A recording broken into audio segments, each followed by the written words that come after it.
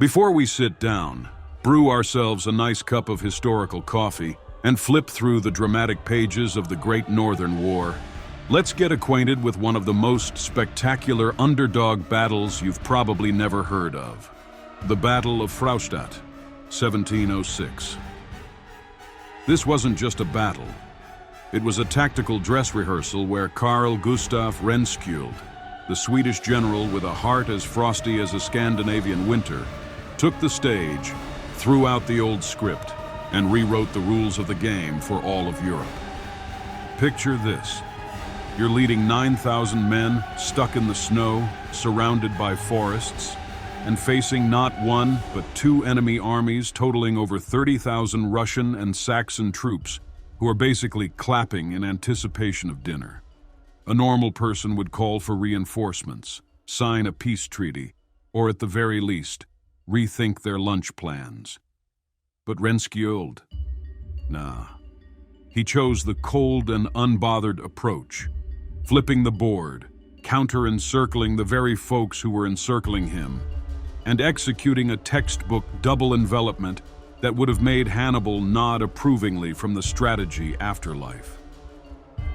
In under 3 hours, the Swedish army, famous for its speed, precision, and habit of solving problems with bayonets, turned the entire enemy force into a frozen historical artifact. Over 7,000 were killed, another 7,000 captured alive. And the rest? They ran so fast they could have qualified for the Warsaw Marathon.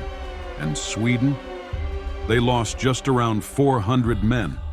A shockingly lightweight price for such a large-scale, symbolic victory. Fraustadt wasn't just a military strike, it was a slap in the face to the entire anti-Swedish alliance, which had been hoping to finish off Charles XII with overwhelming numbers. The slap was so loud that many Russian officers didn't want to wear uniforms again, or, well, didn't get another chance to. It proved once and for all, numbers aren't everything, especially when you're up against an army trained to march through snow, fight in the frost, and follow a commander who treats conventional logic the way IKEA treats clear instruction manuals. Optional. Today's story will take you trudging through the snowy mud of Silesia, following cavalry charges slicing into enemy lines, hearing the pounding drums of Swedish infantry, and examining every razor-sharp move on Rehnskiöld's chessboard. A game where one wrong step meant total collapse. Yet he didn't just avoid blunders, he pulled off a checkmate in under 3 hours, without even needing a fourth move. And yes, if you thought Fraustadt sounded like some kind of German sausage, don't worry. By the end of this video, you'll remember it like your Wi-Fi password. Not because it's easy, but because it matters. But before we go galloping into another dusty chapter of history, a tiny favor, if battles no one remembers, empires that no longer exist, and heroic blunders that changed everything, make your heart beat a little faster, or at least keep you mildly entertained. Consider hitting that subscribe button. It helps us dig up more forgotten chaos from the past, polish it with some dramatic flair, and throw it straight at your screen. Now buckle up, time travelers. It's about to get historically messy. At the dawn of the 18th century, Northern and Eastern Europe were basically one giant Broadway stage, putting on an epic play called The Great Northern War, from 1700 to 1721. And no, this wasn't one of those 3-year mini-series wars. This was the full 21-year deluxe edition, complete with drama, villains, anti-heroes, and more plot twists than a season of Game of Thrones. Center stage was the Swedish Empire. Cue the heroic music and spotlight on the throne, reigning supreme at the peak of its power. And at the very heart of it all stood Charles XII, an 18-year-old who had just graduated from Teenage Military Academy and got thrown into the lead role before he'd even had time to finish reading the script. Right after taking the throne, Charles XII didn't take a vacation. No deer hunting or royal banquets for this guy. Instead, he jumped straight into a war with 3 enemies at once: Russia, Denmark, Norway, and the Polish-Saxon alliance. In modern terms, it was like three teams ganging up to gank a boss empire they thought was a little too cool and a little too overpowered.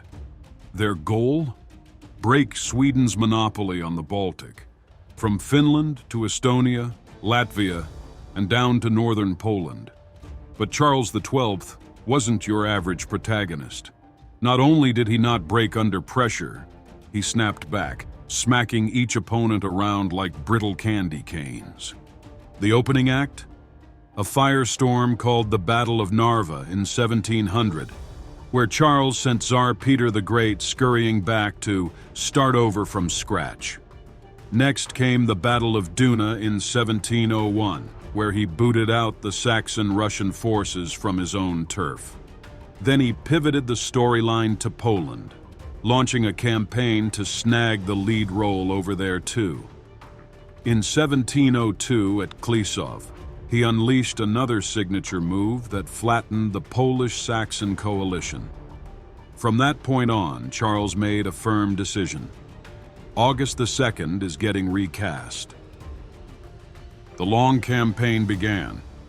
Charles XII laid siege to the city of Thorn, also called Torun, from May to October 1703, eventually taking the fortress along with 4,800 Saxon defenders. And he didn't just fight, he politicked. Using a mix of diplomacy and military pressure, he swayed the Polish nobles, already tired of August II, to quietly shift allegiance to Sweden. Many of them thought, that August guy keeps losing, and the Swedish kid keeps winning. I mean, do the math. The result, in 1704, the Polish parliament gave August II the boot, and elected Stanisław Leszczyński, a nobleman with a friendly face and a very Swedish-friendly vibe, as the new king. But August II wasn't the kind of guy who gets written off the script so easily. Backed by none other than Tsar Peter the Great, now slowly recovering from the Narva faceplant, August was dead set on reclaiming his throne at any cost. A new campaign began, starring the Eastern European version of the Avengers, Saxon General Johann Matthias von der Schulenberg, and Russian commander Georg Benedict von Ogilvy, who stood firm in Livonia, like a rusty nail that refused to come out. Their mission was simple and dramatic. Team up, destroy Sweden's main army, kick Stanisław off the throne, and re-crown August like a comeback episode nobody asked for. Only problem? Their road was blocked by a chicken bone in the throat they hadn't counted on.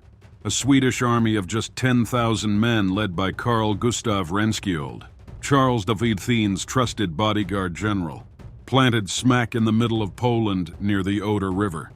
Small, not flashy in numbers, but tough as iron. The Russian-Saxon generals held a strategic brainstorming session in early 1705. The plan sounded epic. Saxon troops would march in from the west, Russian troops would push in from the east toward Brest-Litovsk, and they'd meet like two star-crossed lovers in a war ballad. Meanwhile, another Saxon-Polish force would do a cameo by capturing Warsaw to stop Stanisław's coronation ceremony. But real life isn't a movie. Russian General Sheremetev and Patkul, a nobleman turned anti-Swede, like a K-drama plot twist, thought the plan was a bit insane. Patkul suggested, look, let's just swing up to Courland, smash Leeuwenhoop's army first, then we'll talk. After a round of arguing that sounded like screenwriters fighting over the script, they settled on a compromise plan. Ogilvy would stay put in Grodno to play stall game with Charles V, while Schulenberg would march deep into Poland and try to take out Rehnskiöld first. In early 1706, Schulenberg led a mighty Russo-Saxon coalition army of about 36,000 men, including seasoned Saxon infantry, Polish cavalry that were more decorative than useful, and a fairly formidable Russian contingent under General Ivan Miakhinin. Among these were roughly 10,000 Russian soldiers, mostly infantry, but armed with outdated weapons, barely trained, and their loyalty was, let's say, currently under evaluation. In reality, many of these Russian units had been hastily recruited by Peter the Great after his losses in Livonia and Ingria. Some of them hadn't even learned how to march in proper formation before being ordered to slog through snow-covered forests all the way to Poland. Some Russian officers even had to borrow artillery from their Saxon allies due to a lack of heavy equipment. This force moved deep into Poland, with the optimistic plan of joining up with Augustus II and crushing the small Swedish army holding Wielkopolska. As for the Swedes, Rehnskiöld had only around 10,000 men, of which 9,400 were combat-ready. The rest were support staff. But as the Swedes like to say, we don't need numbers, we need precision. This was no ragtag force. These were battle-hardened veterans, men who had fought in multiple campaigns across Poland and had spent 5 long years braving cold mud and enemy steel alongside King Charles XII. They were well equipped, trained to an iron discipline, and, most importantly, fiercely confident in their ability to outplay any enemy foolish enough to march near them without bringing a will and testament. They had mobile cavalry, fast-loading muskets, light artillery, and most importantly, a combat ethos that could be summed up as, 3 on 1? Bring it. Just don't be stupid about it. At this point, Schulenberg believed Rehnskiöld would either strategically retreat or avoid battle altogether, waiting for reinforcements from Charles XII. What he didn't expect, at all, was that Rehnskiöld would boldly march towards him, a daring move, bordering on reckless. But Rehnskiöld understood something Schulenberg had clearly forgotten. If the Allied forces were allowed to unite, the Swedes would be surrounded and crushed from multiple directions. The only way to survive was to smash each piece before it fit into the puzzle. This approach aligned perfectly with the overarching strategy of Charles XII at the time. Strike fast, end it faster. Never give the enemy time to form alliances or rebuild strength. In other words, Rehnskiöld was following the Charles XIV playbook to the letter. Don't wait for the enemy to come. Bring the war to their bedroom door. Rehnskiöld assembled his entire force near Fraustadt, not far from the Oder River. The terrain there was mostly flat and snowy, dotted with frozen lakes and marshes. Not exactly ideal ground for playing cat and mouse against an army 3 times your size. But for a mind like Rehnskiöld's, every patch of ground was a potential trap. In the days leading up to the clash, he ordered extensive scouting to track every movement of the enemy and prepared a battle formation based on a time-honored classic. Bait in the middle, pincers on the sides, a move as old as war itself, but still brutally effective if executed with precision and guts. He also had his men dig shallow trenches hidden under snow to ambush cavalry, positioned light artillery in smart locations for counterfire, and most notably, he forbade lighting fires at night to avoid giving away their positions. Meanwhile, Schulenberg's troops, confident in their superior numbers and convinced the Swedes were planning a retreat, set up a half-hearted defensive position. They didn't deploy enough scouts and made no real preparations for a full-scale assault. Most critically, they assigned the Russian troops, who didn't exactly trust their Western comrades, to guard the flanks, the most vulnerable positions in the event of a surprise attack. Saxon troops held the center, placing artillery in the front line, but failed to build proper fortifications, perhaps assuming the Swedes would show up to surrender rather than fight. Some Saxon officers even bickered over where to host the victory banquet before the battle had even begun. Spoiler, they never got around to it. In the early morning of February 3rd, 1706, when the winter sunlight was barely enough to illuminate the snow-covered meadows, the Swedish army under Rehnskiöld began deploying for their surprise attack.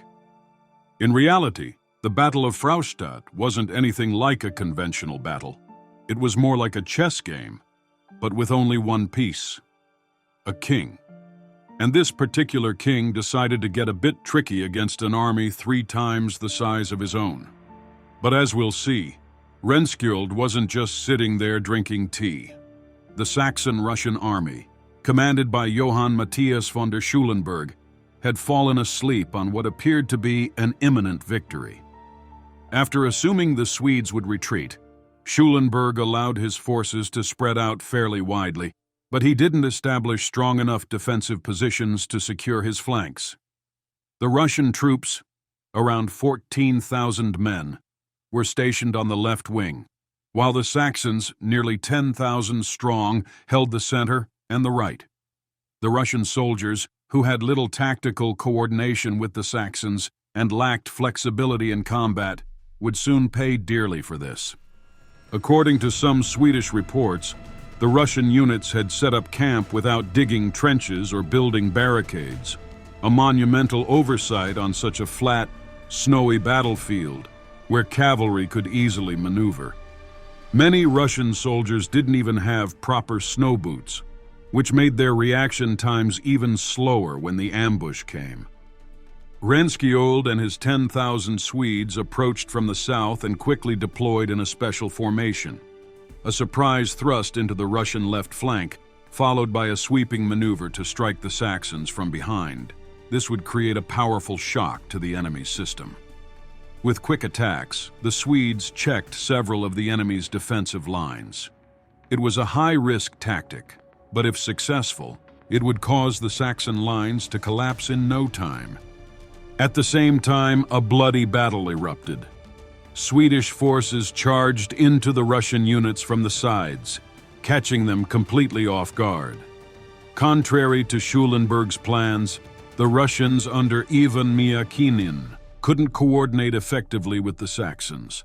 When Rehnskiöld led his cavalry directly into the Russian lines, they were quickly driven back and shattered. The Russian forces were torn apart by the Swedes' mobility and discipline, leaving them unable to mount any real resistance. To make matters worse, the Swedes used a deceptive trick. Their cavalry pretended to retreat, making the enemy think they were losing. But when the Saxons and Russians pursued, they were caught between the main thrusts of the Swedish army. A particularly clever move came when Rehnskiöld had light artillery positioned behind his cavalry to shoot back once they lured the enemy in. This tactic created a break point on the battlefield, something that later military historians would note as well ahead of its time. Even though the Swedes had fewer cannons, their artillery was mounted on sleds and drawn by light draft horses, making them far more mobile than the Saxon artillery. The battle wasn't just a clash of 2 armies. It was a showdown between 2 schools of tactical thinking. The Swedes had streamlined their tactics, relying on flexibility and the ability to quickly redeploy to create openings. The Saxons and Russians, though they had greater numbers, lacked organization and preparation for a sudden attack. Most importantly, Schulenberg, the commander of the Saxon and Russian forces, made 2 crucial mistakes. First, he allowed himself to be lured into terrain that was not favorable, making it impossible for him to deploy his army effectively. Second, he underestimated the maneuverability of the Swedish cavalry, especially their ability to strike both flanks of his army at the same time. Some Russian reports after the battle claimed that the Saxons had failed to share marching orders with them, leaving the Russian units to fend for themselves when the Swedish main assault hit. Many Russian soldiers were encircled not because they fought poorly, but because they didn't receive orders to retreat or reinforce in time. Another key factor in the Swedish victory was Rehnskiöld's use of the double envelopment tactic, one of the greatest maneuvers in military history. While it's unclear whether Rehnskiöld was consciously drawing inspiration from Hannibal's Battle of Cannae, in 216 BC. It's clear that he executed the tactic with precision at Fraustadt. This double envelopment rendered the Saxon and Russian forces incapable of responding, resulting in a nearly total victory. Military historian Christopher Duffy notes that the Battle of Fraustadt is one of the few examples from the early 18th century where a smaller force successfully executed a complete double envelopment on open terrain, something many scholars had previously thought impossible without overwhelming artillery or mountainous terrain in support. The battle was fast and ferocious, but the Swedes gained the upper hand early. The Saxon and Russian forces, despite their larger numbers, couldn't maintain a fighting formation under the precise and unexpected Swedish assaults. They had no time to coordinate, only to flee or surrender. The Saxons were shattered, and the Russians retreated hastily, unable to escape the pursuing Swedes. The consequences of Fraustadt were devastating for the Saxon and Russian armies, especially in terms of manpower.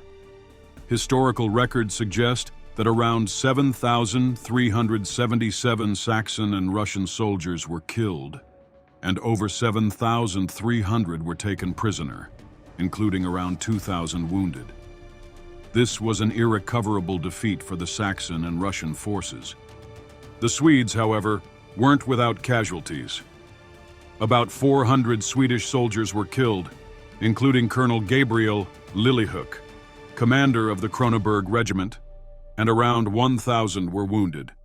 Still, these were minimal losses compared to the devastation suffered by the enemy. Beyond the human toll, the Swedes captured valuable spoils of war: 71 flags, all of the Saxon artillery, 11,000 rapiers, and muskets. These trophies solidified Sweden's position in the region. However, one controversial aspect of the aftermath was Rehnskjöld's order to execute about 500 Russian prisoners. The official reason recorded was that they weren't in proper uniform, implying that they were illegal combatants, a sort of unacknowledged warfare. This move was not only controversial, but many viewed it as an act of revenge for earlier Russian brutality. Modern historians see this as a brutal reprisal and one of the darkest moments in Rehnskjöld's career. From the diary of Alexander Magnus Dahlberg, a participant in the battle, we see the grim reality of the situation. These men wore white coats with red lining, and when they tried to reverse their coats to pose as Saxons, they were brought to the front lines and shot in the head. It was a horrifying spectacle, reflecting the merciless nature of warfare during that time. The Battle of Fraustadt wasn't just a victory. It was a military feast where Sweden was the chef, and Saxony and Russia were the main course. In less than 3 hours of fighting, the entire left wing of the Russian army was crushed. The Saxons were panicking like chickens in the rain, and Schulenberg, the general who thought he was about to trap the Swedes, was forced to retreat with neither his dignity nor most of his men. Rumor has it that Schulenberg ran so fast that, had there been an Olympic sprinting event at that moment, he would have surely earned a gold medal in the hurdles. But the victory didn't stop at the battlefield. It created a massive psychological and political impact.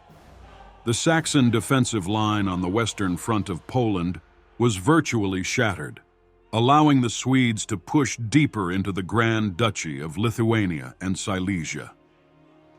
Rehnskjöld's victory over an army more than twice the size of his own boosted the Swedish military's reputation to new heights during the reign of Charles XII. Many European observers began calling the Swedish army an unstoppable war machine. Some French nobles even wagered bottles of Bordeaux wine that Sweden would reach Paris before they could start a celebration. Thankfully, that didn't happen. For the Russian-Saxon alliance, this was a crushing blow. Schulenberg had to explain to King Augustus II, also known as Augustus the Strong of Poland, why nearly 20,000 soldiers were defeated by an army half their size. Although Schulenberg wasn't immediately dismissed, he was eventually sent to the Italian front, a very polite way to remove him from Central Europe. Some historians humorously remarked that he was promoted to semi-retirement in a warmer climate. Meanwhile, Rehnskiöld was greatly rewarded and his fame skyrocketed, although there was no shortage of criticism over the execution of Russian prisoners, which he later justified to Charles X as a necessary measure to protect the rear. Charles XII, known for his dislike of long-winded arguments, simply replied, "As long as you win." Strategically, the victory at Fraustadt was pivotal in diminishing the Russian-Saxon influence in Poland and laying the groundwork for the Swedish advance into Dresden and Silesia. It also proved that although Russia was rising under Peter the Great, the Russian army still lacked the combat experience to match Western powers like Sweden, with its well-organized training system. After the battle, Russian officers were said to have returned home with a long list of don'ts in battle, most of which began with, "Don't fight the Swedes when they're angry." From a modern perspective, the Battle of Fraustadt is often compared to battles like Cannae, Leuthen, or Austerlitz, where flexible tactics and the ability to strike at the opponent's weak points allowed a smaller force to achieve overwhelming victory. It's taught in military academies as a prime example of the double envelopment and mobile warfare, even under unfavorable numerical conditions. Some military textbooks even add a little note beside it. Caution: Rehnskiöld knows how to flip the table. In summary, Fraustadt wasn't just a military victory. It was a work of art. It marked the peak of Rehnskiöld's tactical genius and served as a reminder not to underestimate a smaller army, especially when that army comes from Sweden and is known for delivering door-to-door service with bayonets. They don't send letters. They don't use carrier pigeons. They send cavalry at high speed with a steel delivery. In the end, despite the harsh decisions made by the Swedish commander, their victory cemented their position in the region. King Charles XII of Sweden continued to expand his campaign, with the road into Saxony now wide open. King Augustus II of Poland, although having lost his claim to the throne, regained his power in 1709. The Saxon prisoners were brought back to Sweden, where they were reorganized into regiments and battalions, contributing to later victories, such as the Battle of Helsingborg in 1710. In short, if you lose, you get captured. If you're captured, you keep fighting for the winners. Such was the unforgiving nature of history back then. And that's a wrap for today's battle breakdown. If you stuck around this long, you're basically the Rehnskiöld of YouTube viewers. Calm under pressure, strategically brilliant, and probably sipping tea while watching Saxon lines collapse. We're charging full speed toward 50,000 subs, so if this video gave you even half the thrill of a Swedish bayonet charge, smash that like button, hit subscribe, and help us blitz past that milestone faster than Schulenberg running out of Fraustadt without his dignity. Do you have hot takes, historical rants, or just want to roast someone's tactics? Drop a comment below. We read them all, unlike Schulenberg, who apparently didn't read the terrain. Thanks again for the love, and we'll see you in the next one, because history, like Swedish cavalry, never takes a day off.